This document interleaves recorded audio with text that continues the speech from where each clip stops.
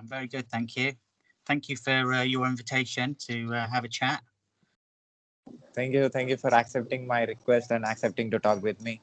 That's okay, thank you. Yeah, I always like to chat about my books and everything else that's going on, so I always say yes.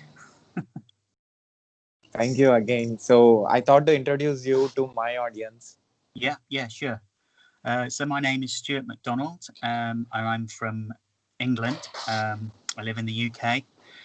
I'm originally from the Lake District, but then I've moved south to Wiltshire, near Bath and Bristol, that kind of place, and I've been down here a long time.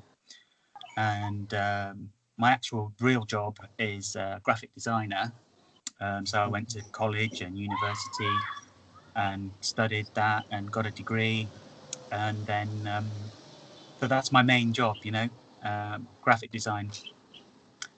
So I was doing that for a long time, and then and I've had a daughter, and she's amazing, she's great, and I loved reading her bedtime stories, and I didn't really think anything about it, and then my girlfriend, I've got this amazing girlfriend, and she said to me, you've got a real talent for this writing, because I would constantly send her little poems and messages and leave little notes around with little rhymes, things like that. And I would like hide them in her bag or put them in her bedside drawer, and she'd find these lovely little poems everywhere. And she said, these are great, you should do something with that. And I kind of said, like what? And she said, I don't know, write a children's book or something. And I was like, no, don't be crazy. And she said, well, why not? So yeah, kind of owe it all to her. She gave me the encouragement and the idea to give it a go. And I just thought, well, yeah, why not? What's to lose? It's worth a go, isn't it? So then I asked my daughter, what would you like Daddy to write about? And she said witches. So I literally just, my first book, The Witch's Tea Party, I literally just wrote that for her. So it could have been about anything. She could have said, write about dinosaurs, Daddy, and I would have done. But she said, can you write about witches? So yeah, that was my first book, which came out last year, and it did really well. I was really impressed with how well it was received, and I started reading it in libraries and schools, and the kids would just loved it.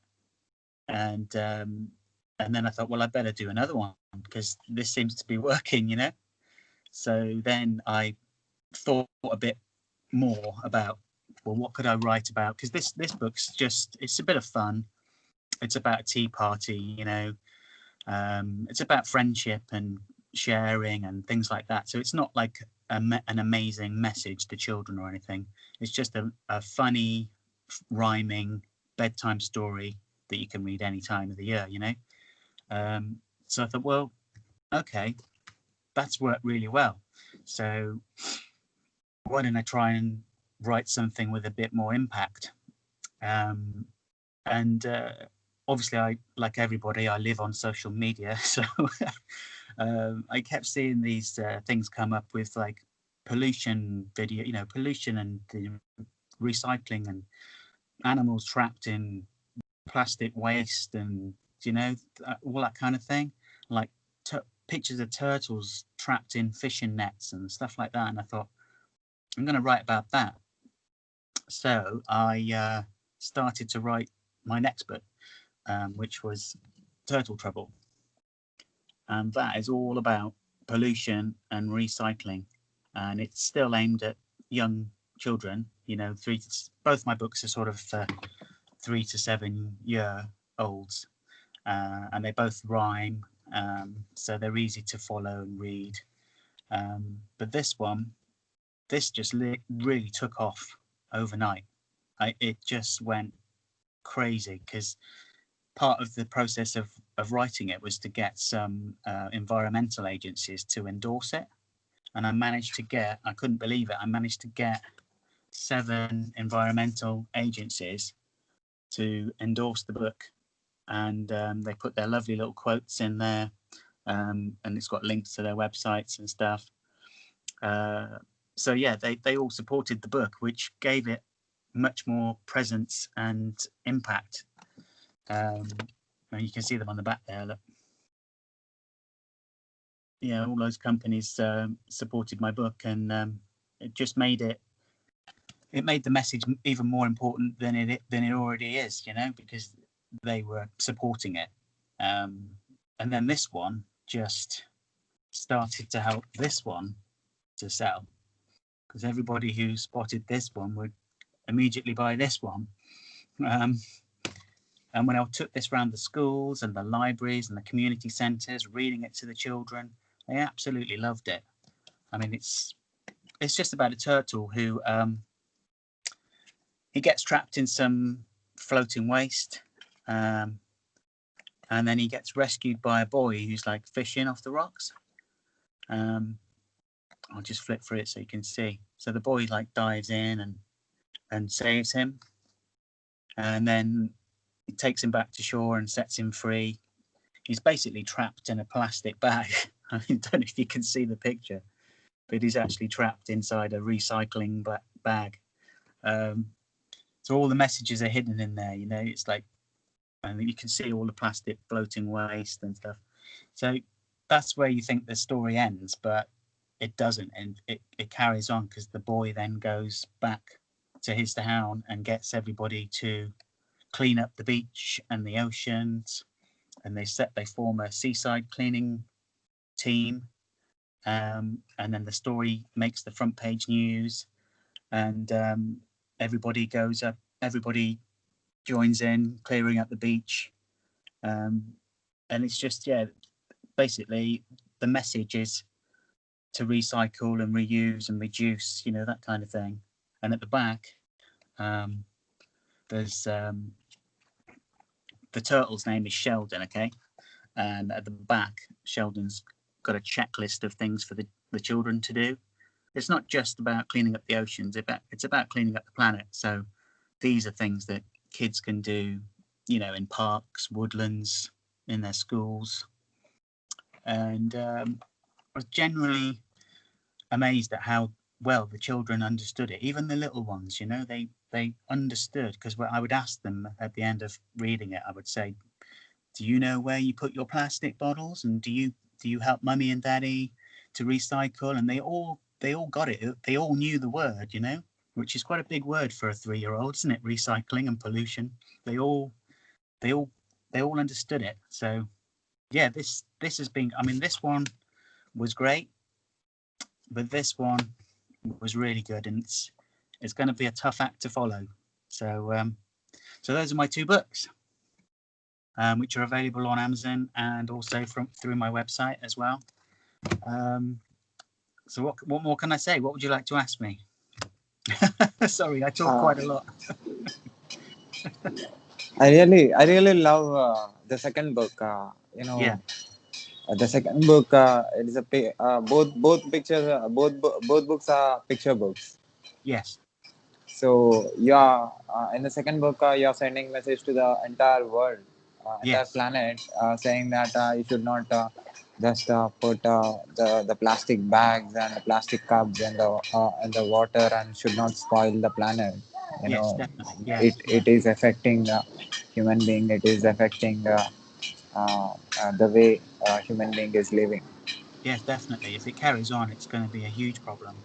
And it's not just in the oceans either. It's everywhere, like landfill and stuff.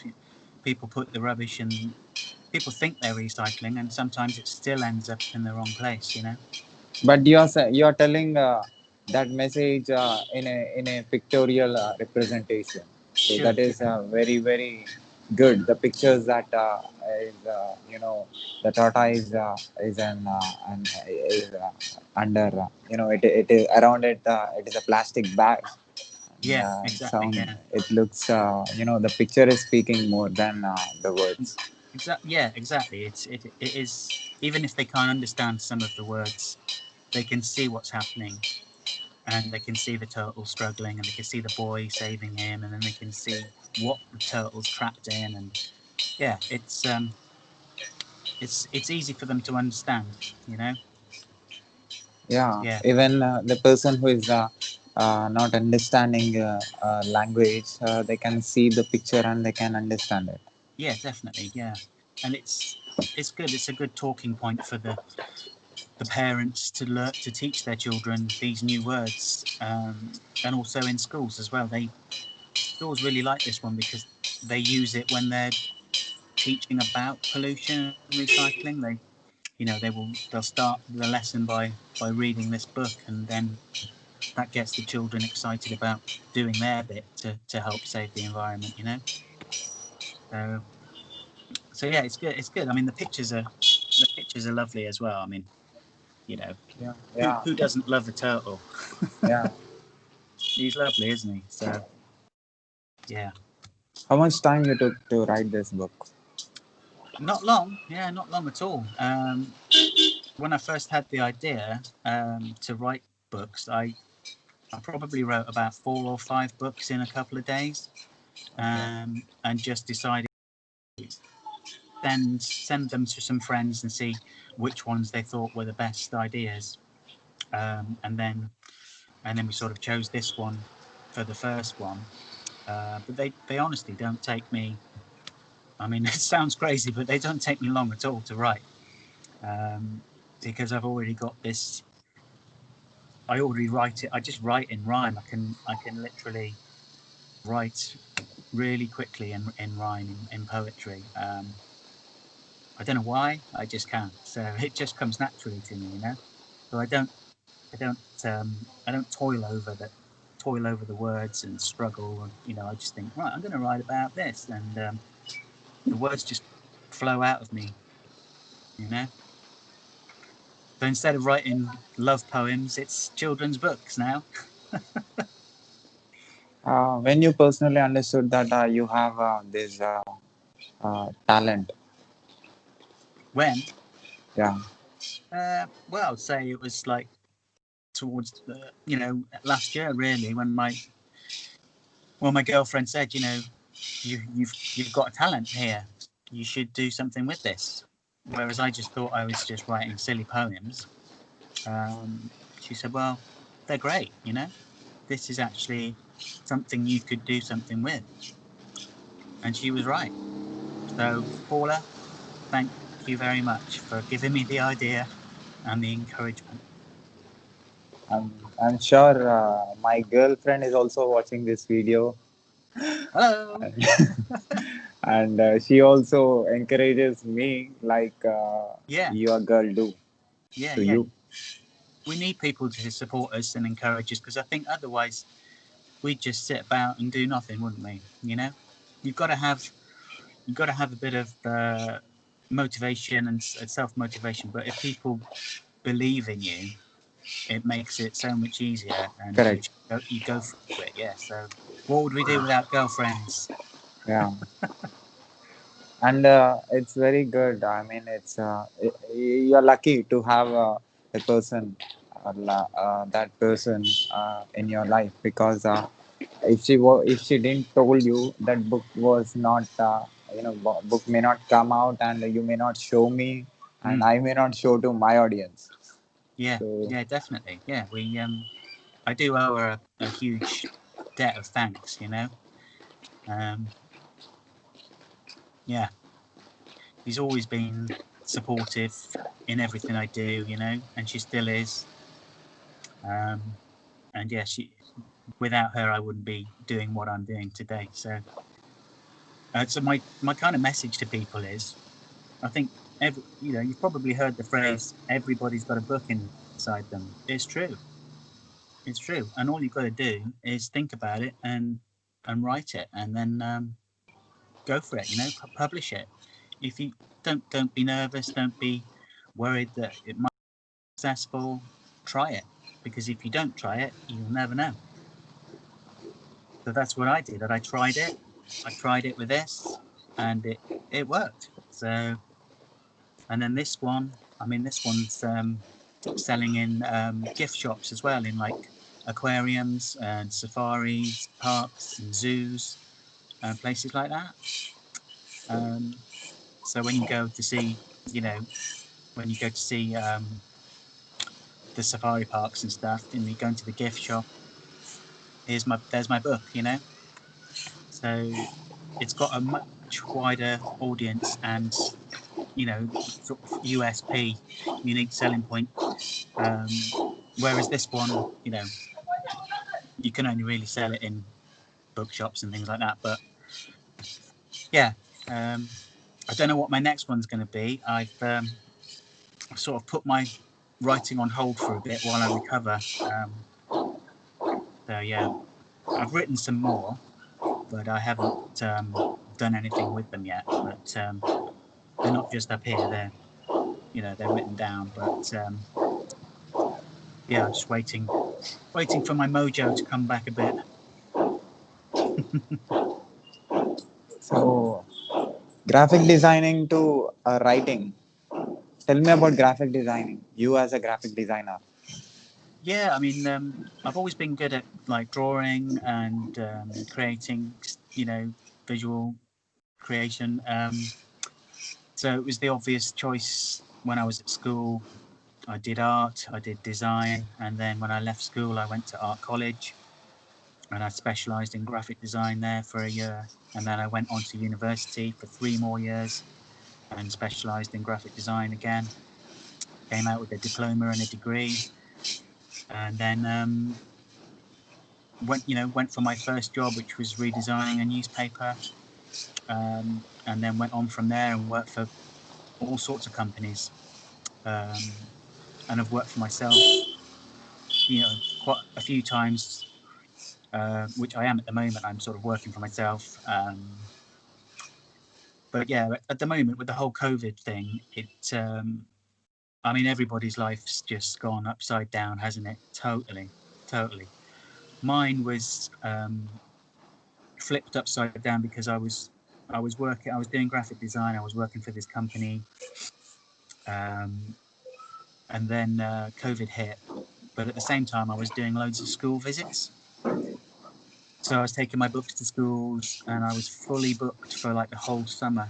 It was just like every 2-3 days, I was like in a school reading my books, and that all just stopped. Completely stopped. So I carried on doing the design work. I was still safe to go to this office and work on my own at this place and carry on doing that. And that was great because that helped me out during lockdown, the first lockdown. But then that's kind of finished now. That contract's finished. But then the work's all kind of dried up. The graphic design work. Everyone's a bit nervous about spending any money. There's not a lot of jobs out there, and if there are, 4 times as many people are applying for them. So you're up against quite a lot of people. So I'm still kind of looking for a full-time job as a graphic designer. And I've had some interviews and nearly came close a few times. And I've got some freelance work on at the moment. I'm doing a logo for a company at the moment.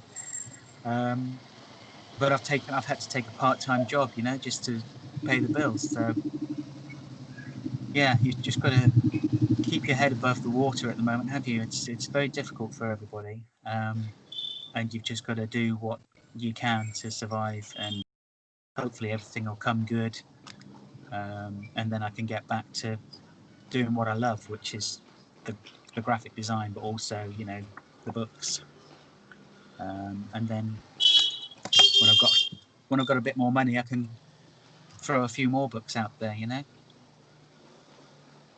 So yeah. So, at last, do you have anything to say about my videos? Have you seen any videos of mine on Yeah, YouTube? I've been watching your channel. I've subscribed to you as well. So yeah, I've just been watching what you've been doing. Partly so that I knew what to expect. I knew I'd have that background and the tweeting birds. Yeah.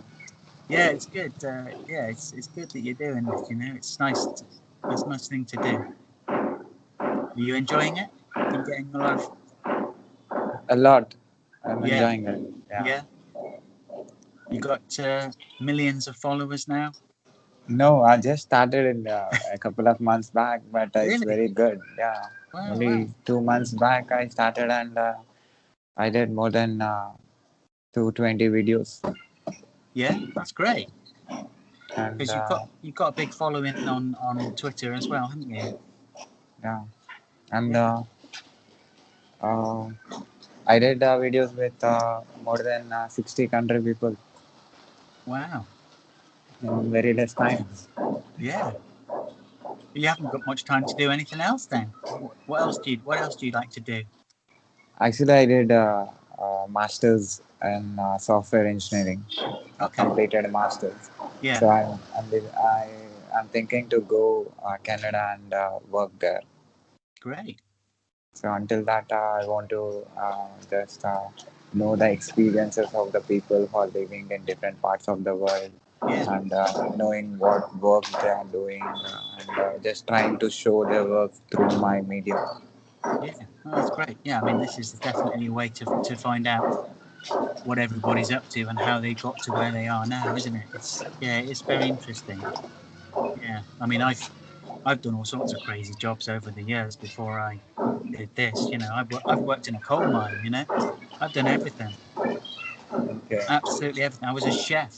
I've done all sorts of crazy jobs. But And now you become writer, so all other jobs with writing. So tell me about it. how did I become a writer? Yeah, writing is a job, and Um, serve other jobs.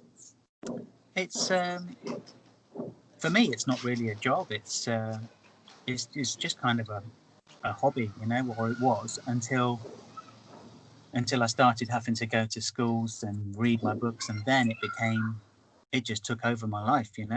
I just books, books, books, books, books, schools, libraries. I was just like it could turn into a career.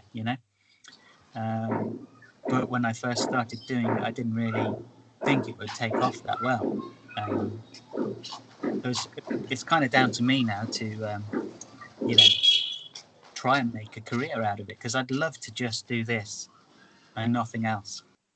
Because the satisfaction that you get when you stand in front of a massive hall full of children who are all giving you their undivided attention, and the teachers are all, they're like glued to you as well. um, it's amazing. It's so rewarding to sit there and read to these children and then have a discussion afterwards to see if they've understood the story. It's difficult to describe, but it's a really amazing experience, and I thoroughly enjoy it. I don't know where you would get that experience elsewhere. Teaching, I guess. Um, but yeah, I love it. So if I could just do one thing, it would be this kind of thing. Um, but it doesn't pay the bills. But The you're gra- happy. yeah, yeah. Before COVID hit, my work-life balance was good. I was doing graphic design and I was doing books, and I was surviving and really enjoying it. And then for everybody else, COVID just turned that right upside down. Because obviously I can't go to the schools now. I did do some video readings myself on my Facebook page during the first lockdown, and they went quite well. And I did some competitions and giveaways, just so that the kids who were all stuck at home still could see me, and especially the schools that I couldn't go to. I was able to connect with those kids who were trapped at home and still read them my stories, and that was good. That was good fun. So So your next book is about.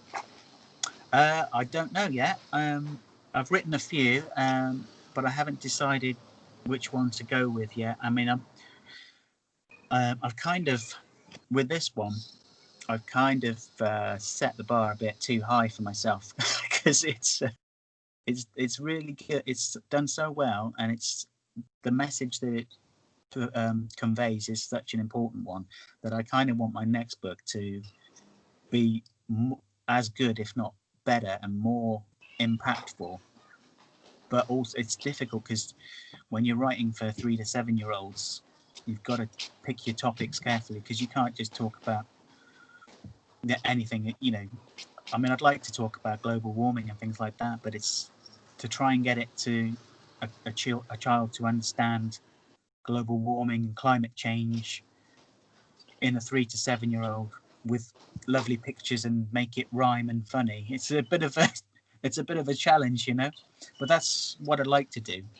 But I might publish something else next, or maybe a collection of poems or something. But yeah, at the moment, because money is like really tight, I've just sort of put it on hold for a bit because I can't work or drive while I'm recovering from my knee operation, so I'm a bit stuck. But I'll get there. So I feel very happy. I feel very good to talk with you. I feel very proud to talk with you because you are sending a good message, not only to children. It's very important for human beings to not to throw the plastic things in the water and not to spoil the water, and which actually is making water animals to feel discomfortable, or lot of water animals are expiring because of this. Yeah, they are. Yeah. It is a huge problem, and there are a lot of organisations out there that are trying to prevent it, and there's turtle sanctuaries that protect them and rescue them, but it's down to us, the planet, to save our own planet by doing But the smallest of things that we can do could make a huge impact. yeah, but you are right. Children from the small age, if they have to uh, get habituated to this, should understand the importance of the nature and the water, the natural resources. They have to Yeah, understand. When they yeah, understand, they are human beings are here only to use it, not to spoil it. that's right. Use. I mean, and the children are our future as well, aren't they? So that's why it's great that they do understand this book at such a young age, because they're the ones that are going to be important in keeping our planet safe and healthy and clean, for generations to come. So, I mean, it is for the children, but it's also sneakily aimed at the parents as well, because so if the parents aren't doing their bit, they need to be helping as well. So hopefully, the message is getting through to families, not just the children. So yeah. So I want people who are watching this video to buy this book and give this book to the children, and try to spread the awareness uh, of the water and the natural resources. So I'm sure in coming days you are going to come with very good uh, books which tells a good messages to the children and to the adults too. So thank Thank you, you. thank you very much. I'll expect that. So thank you, Stuart, for coming to my show and explaining about your books and telling about your books and telling about yourself. Thank you very much for having me. Yeah. So, do you need me? Shall I tell you my web address, or tell people where I, they can get the books? I will put the links in the description Okay. of this video. Okay. People who watches this video can go through the link and buy the book. Okay. I'll send you some links after. Yeah. So your books are there on Amazon? Yeah, but I also sell them through my website as well, so I can sign those, and also if you buy them from me, you get free bookmarks as well, which I did. So yeah, if you order them from me, you can get them signed. Yeah, look, you get them signed with a little bookmark. Yeah. You can put the children's name inside them. So yeah, just one more message. Sheldon says, "Save the planet, okay? Save the planet." All right. Okay. Can I put this video on my YouTube channel and on social Yeah, of media course. and on internet with your permission? What do you think? Yeah, he says yeah. Yeah, Thank he you. says yeah. No problem. Yeah. Thanks a lot for coming Okay, to my show and giving your valuable time. no problem. Thank you very much. It's been great speaking to you. Have a good day, okay? Yeah, you too. Okay. Bye. Cheers. Bye. Bye.